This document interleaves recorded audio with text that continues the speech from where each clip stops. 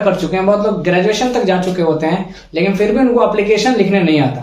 ये बहुत ज्यादा हम लोग की तकलीफें और दिक्कतें। तो मैंने सोचा, हाय कैसे हैं आप सब। आज हम लोग बात करने वाले हैं बिहार बोर्ड के 12th का एग्जाम हो, चाहे हो 10th का एग्जाम, चाहे हो कोई भी एग्जाम, या फिर आपके निजी जिंदगी में कोई चीज की जरूरत पड़ने वाली हो।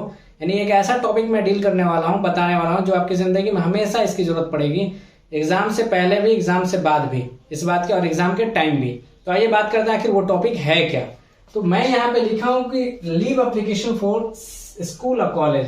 यानी कहा जाए तो मैं एक सवाल यहाँ पे लिख सकता हूँ कि how to write an application. कि अगर हम बात करते हैं कि किसी एप्लीकेशन को कैसे लिखते हैं, जैसे मेरा ये सवाल है, बहुत लोग का ये सवाल होता है कि हम एप्लीकेशन को कैसे लिखते हैं। और बहुत लोग जो है पढ़ाई भी बहुत ज्यादा कर चुके हैं, बहुत लोग ग्रेजुएशन तक जा चुके होते हैं लेकिन फिर भी उनको एप्लीकेशन लिखने नहीं आता। ये बहुत ज्यादा हम लोग की तकलीफें और दिक्कतें। तो मैंने सोचा इस पे एक वीडियो बनाया जाए और अच्छे ढंग से बताया जाए कि एप्लीकेशन को कैसे लिखा जाता है। क्योंकि अब बिहार बोर्ड का भी एग्जाम होने वाला है और आपके एग्जाम में 10th का भी एग्जाम होने वाला है। तो आपके एग्जाम में 5 नंबर का जो है इससे सवाल आपके रहते हैं कि लेटर और एप्लीकेशन को कैसे लिखा जाता है। तो आइए मैं बात करता हूँ। मैंने एक यहाँ पे नमूने के तौर पे एक एग्जाम्पल के सेट में मैंने एक एग्जाम्पल लिखा समझाने के लिए। आपका एग्जाम्पल कोई भी आ सकता है, ये भी आ सकता है, इसके अलावा भी आ सकता है, बट जो पैटर्न होगा लिखने का वो तरीका सेम होता है। टॉपिक कुछ भी बदल सकता है लेकिन सिस्टम क्या होगा, सेम होगा। देखिए क्या है, मैंने एक टॉपिक लिखा लीव एप्लीकेशन फॉर स्कूल या कॉलेज। जैसे हमें क्या करना है कि एक छुट्टी के, लीव का मतलब होता है अवकाश जिसको कहते हैं, छुट्टी के लिए, कि हमें अपने स्कूल और कॉलेज में क्या करना है, एप्लीकेशन लिखना है कि भाई हमको एक जो है 1 दिन का छुट्टी चाहिए, 2 दिन का चाहिए, 5 अपने एप्लीकेशन जो है लिखना है अपने प्रिंसिपल के पास। आइए इसके बारे में सीखते हैं। तो सबसे पहला अगर हम बात करते हैं तो सबसे पहले आपको यहाँ पे शुरुआत करना है, 2 लिखना है। क्या लिखना है यहाँ पे, 2। आपने देखा 2। सबसे पहले इंग्लिश में अगर आपको एप्लीकेशन लिखना है तो शुरुआत करनी है 2 से, ठीक है। अब यहाँ पे अब जैसे मैंने प्रिंसिपल जो है अगर बात कर रहा हूँ, क्योंकि कॉलेज और स्कूल की बात हो रही है तो जाहिर सी बात है कि वहां पे जो हेड होते हैं वो प्रिंसिपल होते हैं। और अगर यहाँ पे बैंक की बात होती है तो मैनेजर हेड होंगे। तो ये चीज थोड़ा सा कॉमन सेंस आपके दिमाग में रखना पड़ेगा कि आप किसके लिए एप्लीकेशन लिख रहे हैं, बैंक के लिए लिख रहे हैं कि स्कूल कॉलेज के लिए लिख रहे हैं। तो उसके हिसाब से आप अपना क्या करेंगे, यहाँ पे टॉपिक चेंज कर देंगे। तो जैसे यहाँ पे मैंने लिखा टू द प्रिंसिपल, मैंने क्या लिखा, टू द प्रिंसिपल। मैं ये लाइनिंग लिख रहा हूँ समझाने के लिए, बट जो इसमें लिखा हूं ना इसके हिसाब से आपको लिखना है। तो ध्यान दीजिएगा, सबसे पहले लिखना है टू द प्रिंसिपल। ये जो लाइनिंग लिखने का जो तरीका एकदम एक लाइन से होना चाहिए, ये ना कि यहाँ लिखें यहाँ टू द प्रिंसिपल। बहुत लोग क्या करते हैं, टू यहाँ लिख देते हैं, द प्रिंसिपल इसके थोड़ा सा ये वाला छोड़ के लिखते हैं।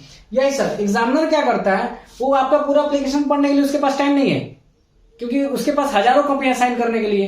तो वो आप ही का इतना एप्लीकेशन क्यों पढ़ेगा, सिर्फ ये देखता है कि आपकी सुंदर लिखावट है और किस वे में आपने एप्लीकेशन को लिखा है, यानी किस तरीके से लिखा है। लिखना जो है, लिखने से ज्यादा इंपॉर्टेंट है वे ऑफ राइटिंग, आप किस तरीके से लिख रहे हैं, ये मायने रखता है।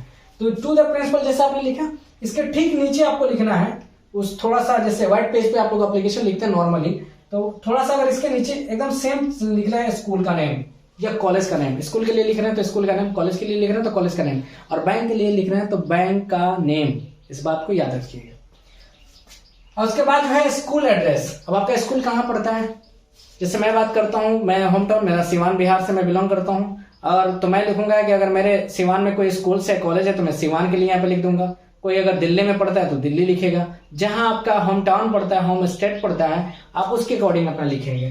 तो स्कूल एड्रेस यहाँ पे अपना जरूर लिखें, या फिर बैंक का एड्रेस है तो वहां पे जरूर लिखें। सब्जेक्ट जो सबसे ज्यादा इंपॉर्टेंट है एप्लीकेशन में, कोई चीज सबसे कहा जाता है ना कि हार्ट ऑफ एप्लीकेशन, कि आखिर मेन ऑब्जेक्ट क्या है, किसके लिए ऑब्जेक्ट लिख रहे हैं, किसके लिए जो है आप एप्लीकेशन लिख रहे हैं, ये सबसे मायने रखता है। तो सब्जेक्ट जरूरी है। तो सब्जेक्ट देखिए क्या है, सब्जेक्ट कह रहा है कि request 1 day leave for urgent work, यानी कह रहा है कि रिक्वेस्ट है, क्योंकि आप तो जब एप्लीकेशन आवेदन लिख रहे हैं तो जाहिर सी बात है किसी के साथ रिक्वेस्ट ही पोलाइट से लिखिएगा, क्योंकि धमकाना तो होता नहीं है एप्लीकेशन में, आपको तो पोलाइटली होना पड़ेगा। तो यहाँ पर रिक्वेस्ट वर्ड मैंने लिख दिया, रिक्वेस्ट 1 डे, यानी 1 दिन का लीव चाहिए, क्योंकि मेरे पास कोई अर्जेंट काम है, घर पे कोई अर्जेंट काम पड़ गया है, इसके लिए हमें छुट्टी चाहिए प्रिंसिपल साहब से। तो आइए देखते हैं आगे, ये सब्जेक्ट जरूर लिखें। और कोई एटीएम के लिए लिखना है तो अपने बैंक मैनेजर के पास लिखना है कि हमें न्यू एटीएम पिन चाहिए, तो आप यहाँ पे जो है फॉर न्यू एटीएम पिन ऐसे लिखेंगे, फॉर न्यू एटीएम कार्ड, यानी जो आपका सिस्टम होगा, जो आपका टॉपिक होगा उसके अकॉर्डिंग लिखना है।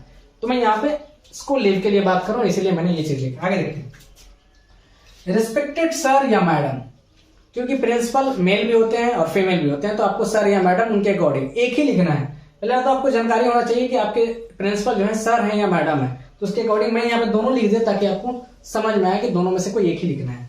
आगे देखते हैं, विथ ड्यू रिस्पेक्ट, यानी आदरणीय, आदर भाव से, एकदम रिस्पेक्ट के साथ, I wake to say that I am student of class 12। जैसे मैं क्या हूं कि मैं 12वीं कक्षा का क्या हूं, विद्यार्थी हूं।